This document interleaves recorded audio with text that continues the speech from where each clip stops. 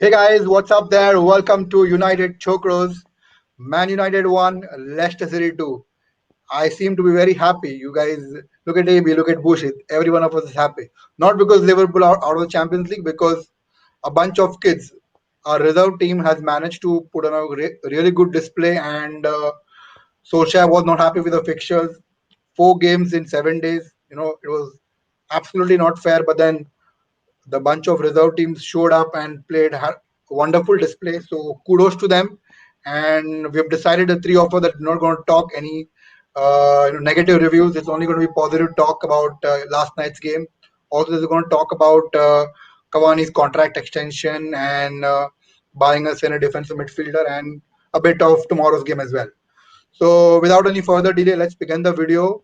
Do make sure to subscribe to our channel bottom right hand corner and like and share this video with your friends and Man United fans. So I'll get straight into this. AB, what are your thoughts on last night's game? A simply superb performance, really, especially by the youngsters. If you see, except for Matic and Mata, rest all were between 19 and 25.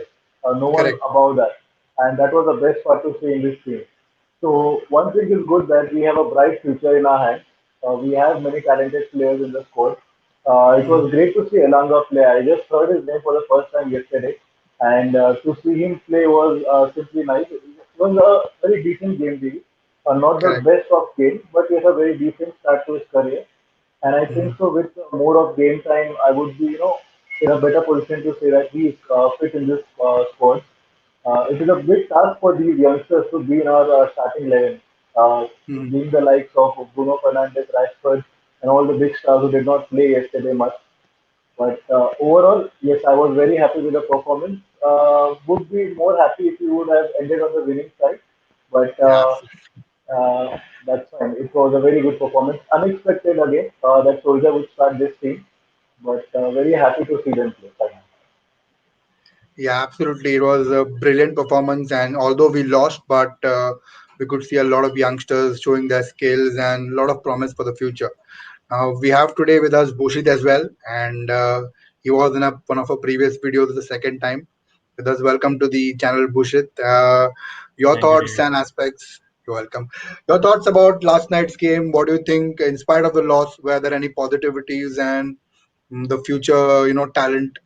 How do you see? I mean, do they likes of Greenwood, ELanga, and Diallo? Do you see them at Man United for a long period of time? Well, first of all, thank you, DB, for inviting me. And in spite of the loss, I feel that players played very well, considering the young talent we have. Okay, brilliant performance by Mason Greenwood and Alanga finally getting his official debut. So I felt they played really well, in spite of the loss, considering the much younger side we had. Correct. I felt that they played really well. Yes, absolutely. Obviously, And if we would have won that, I would have been more happier. of course, But it's okay. it's okay. Yeah, absolutely. And the biggest, the funniest part, we didn't manage to win, but we kicked Liverpool out of the Champions League next season. I mean, I'm sure Solskjaer did not intend to do that because you cannot start the same starting lineup.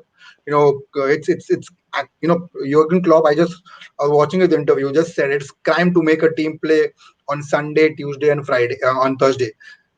Just a gap of one day. So you can't blame Ole Gunnar Solskjaer for starting this team. He had to do that. Otherwise, a lot of players would have got injured. We saw Maguire already on clutches, and he may not play until the Europa League final. Now, Mm, before the game, you all know an interesting thing happened. Edinson Cavani did sign a new contract extension, and I'm mm. really happy about that. Of course, because he's going to be here for next season. But the most important thing is that we're going to not wait this transfer window looking for a striker, and we can focus on buying a centre back, center defensive midfielder, and maybe a right winger. Now we all know how well Matic played. The first half he was brilliant. He was basically doing a job of two players we do from Fred and Correct. McTominay, and he was doing it so wonderful. There were tired legs in second half, and he was not exactly the same. Which brings me to my next point: how important it is for us to buy a center defensive midfielder, and not any center defensive, but a top quality like a Declan Rice or Ruben Neves. I'll start with you, AB. Do you think is it uh, center defensive midfield is a priority or a centre back and right winger is a priority? For me, DB centre back and centre defensive midfielder both are my priority. Right winger, I would not yet give my opinion on that because we would again talk about Sancho and something which is not going to happen. So rather, we can concentrate more on a centre back, and that's what even Solskjaer said that his main targets are centre back and centre defensive midfielder. Mm, Centre back, they are still eyeing on Rafael Varane, which is a very quality centre back. mm, And if he comes back, maybe our defensive would be quite strong as compared to what it is right now. correct. Well, somewhere down the line, after so many games, Maguire has just gained a bit of confidence, and I can, consider him as our captain right now because he's doing quite well these days. But yes, we do require a centre back. That's the need of the hour. Apart from Mm, that, as you said very correctly, Matic was simply superb in the first half. He dominated the centre defensive midfield part where we lost position. He came back right in the defensive part. He helped the defensive team again. But again, coming back to his second half performance, yes, he could have been better. But looking at his age right now, we can give him the benefit of doubt that he may not be able to perform the entire 90 minutes that we expect from him. So yes, very much. We certainly require a central defensive midfielder, and I somehow don't consider McTominay and Fred the correct category for that. yeah, correct. So a quality player, a central defensive midfielder is required, and right wing I think so Greenwood can do a very better job, which he is Mm, doing right now, and he can continue in the second season, the next season as well. And if given chance, even Ahmad Diallo and as you saw yesterday, ELanga also can play that role. role, So correct. maybe more of a game time deal. It's too early to say right now, but Mm. my main two positions would be a centre back and a centre defensive midfielder. Yes, and what you talk makes absolute sense. Before I, go to Bush it now, I just want to say that you the number of goals we have scored, we are on par with Man City this season. Where we are behind with Man City is conceding goals. And that's where a center defensive midfielder and a top quality centre back is the need of the hour. Now, from what I'm hearing, the sources around Man United is that Man United are looking to buy a centre back and a right winger, and that right winger is Jadon Sancho because you've seen in the past Man United have done blunders because they wanted Lindelof in January, they signed him in summer. They wanted Bruno Fernandes in summer, they came back and signed him in January transfer window. So Man United have the habit of going back. Same it was Maguire. Mourinho wanted him the previous season, but we signed him after that. So Man United have the habit of going back and signing those players. And from what I'm hearing and reading from famous journalists or credible sources, that Sancho is the top priority and a centre back. Now United will make that mistake because again we saw like I said, the number of goals that we're scoring is not less. We're scoring on par with Man City. Where we're lacking behind is quality, conceding goals. So that brings me to Bush it now.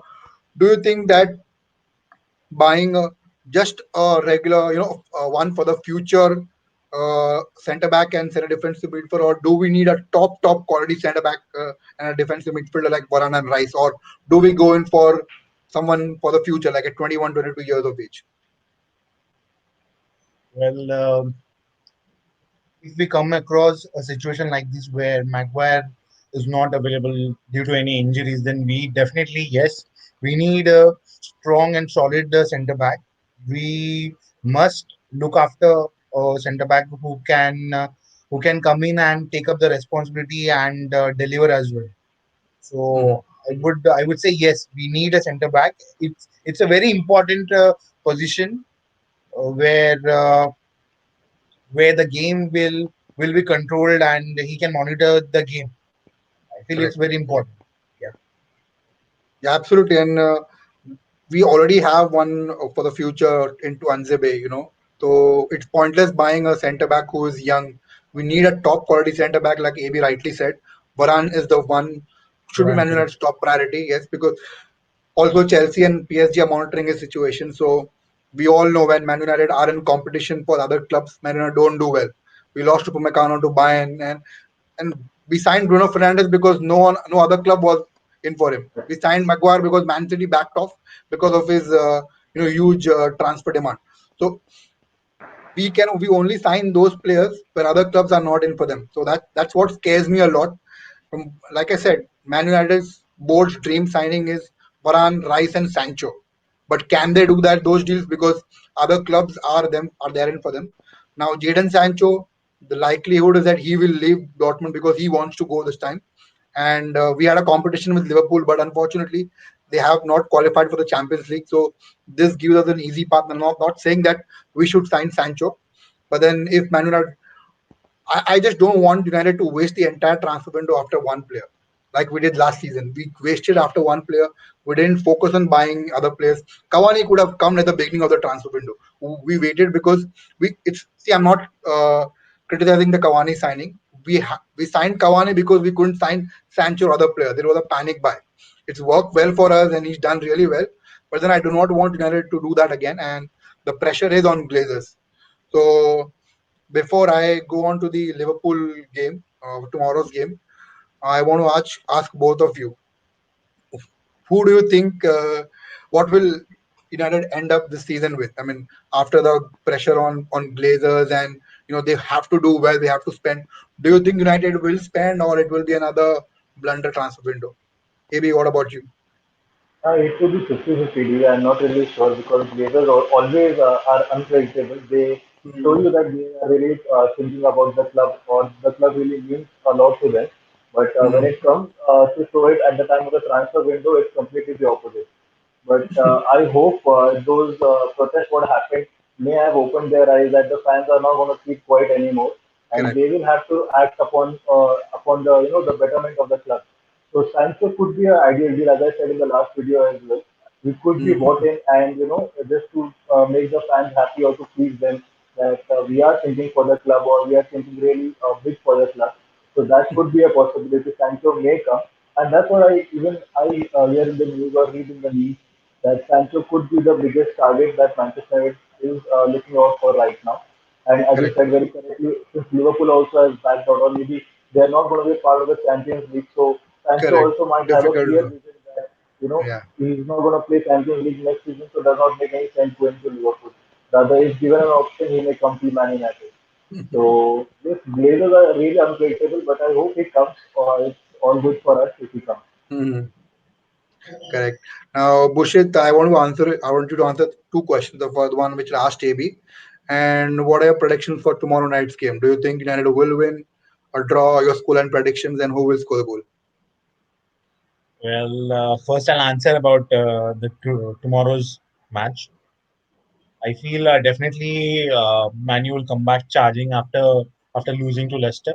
They'll be they would like to end the season on a higher note. Okay, Correct. and I feel the final score line will be 2-1, Man U winning the game.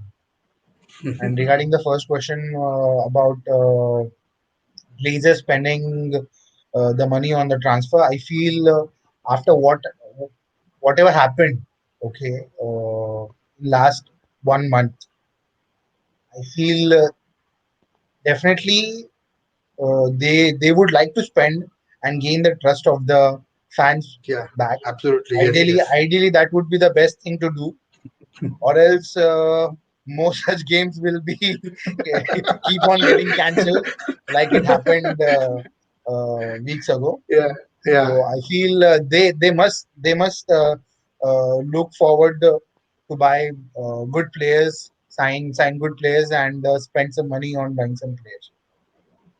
Yeah, absolutely, because it's now or never. I mean, it's not that if they buy these players, we're going to forgive them because it's this anger within the fan is building up for the past 15 years. They bought the club on a loan.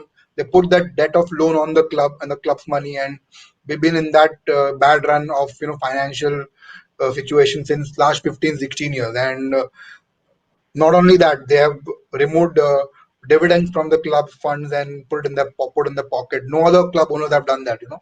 So the ESL was just the icing on the cake. We were already fuming over what the Glazers have done for the past 15, 16 years along with Ed Woodward. So this is all again, it happened together. And right now, I wouldn't say that it will win the trust of the fans, but if they want to start a good relationship back with the Good fans, relation. Correct. then they I need to agree. start buying good players, not just spending, because we do not want to spend on players, and get players like Angel Di Maria and Falcao, who will Correct. make any, who don't want to be here but will come here for the money. So you don't want those kind of players as well. Buying the right players along with spending the money is equally important. Now, AB, your school and predictions for tomorrow, because this is very important. Bushit, whenever AB's scoreline predictions are on the money. Last three games, he's told me this is the scoreline, and he's been on the money. Except for the Leicester game, I haven't spoken to him about the Leicester game. But prior to that, he was on the money. The Roma game as well, I think, and Aston Villa game, he was on the money. So he's always on the spot. So AB, your scoreline predictions for tomorrow. Well, I think so. It will be 2-0 for us. As Bushit very correctly said that we will come out very strong. All our top 11 who were on the bench starting yesterday's game will be starting tomorrow's game for sure. You name it, Bruno, Pogba, everyone will be there on the pitch. So it will be very exciting to see. And yes, we would be putting some kind of pressure back on Liverpool. And Correct. even they would be knowing that it is not the same United team that they faced a couple of seasons back. It will be a different United team that will be facing. We are in good form right now. All players are in their best condition, in their best mindset, and I think so. Cavani would score the first goal for me, and Bruno will finish it up. Yeah, absolutely. And my scoreline prediction also the same, 2-0, Bruno and Cavani. I am not going to change that because that's what I feel. That Bruno will score, so will Edinson Cavani, and the fox in the box. That's what they call him, Edinson Cavani. So yeah. Before I end the video, guys, anything either one of you want to add up? Push it and AB both. I just want to add up one thing. I just saw a post where it said we bought Zlatan from PSG. We won Europa that year, and again we bought Cavani from PSG, From and we are already into PSG. Go on. finals. So there is a high possibility that we will win this Yeah. Europa Cup this year. That's Absolutely, he's right, and we're looking strong. I don't see any reason we shouldn't beat Villarreal. Yes, Villarreal correct. are a good team. Their manager Unai Emery is a Europa League specialist. He's won Europa League with Sevilla three times. Sevilla. So again, it's not going to be easy, but the caliber of player that we have, I don't think it should be a problem. Maybe what about you? Anything you want to add up? Yeah, just like how Bushi said, even I read an article which said Ole is the only man who has played in the European final, and he's going to be a manager as well, who'll be playing managing the European final. He's the only man. So again, something to Yeah. be proud about our manager. Uh, he's doing a good job. Yes, he was Mm. being criticized towards the start, but the way he handled the club, the team right now, it's good. I'm happy with the performance, and I hope, as Bushi said, that we win the trophy so both Cavani and Ole can, contribute to the record. Yes, and maybe I just want to you know, add something here. What you said, Ole has one player, and he's going to win the European League final.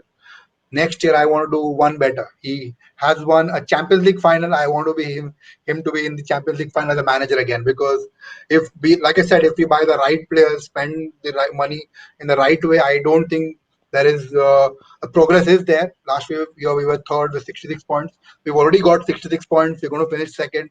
The progress is there. We still, even if we end up, let's say hypothetically, we end up buying Varane, Rice, and Sancho, we're still behind City and Chelsea, because City and Chelsea just don't have a good starting 11. They have players, if someone gets injured, a player from the bench can come and make the same kind of impact. They have a really good squad, but yes, what all we can hope is that we buy good players, and all the players, the best players, are fit for the most part of the season, and we end up challenging City and Chelsea for the title next season. So, guys, thank you very much for coming on the show, both AB and Bushit. Looking forward to see more of you, Bushit, in upcoming videos, and we'll be back in the weekend for the Liverpool post-match reactions and the pre-match game on Fulham. So we'll see you by that time. Maybe we'll have Prashant also for that video. Thank you, guys. Do subscribe to our channel, and let me know your opinion in the comment section. Bye for now, guys. Thank you, Bye. DB. Thanks for having me.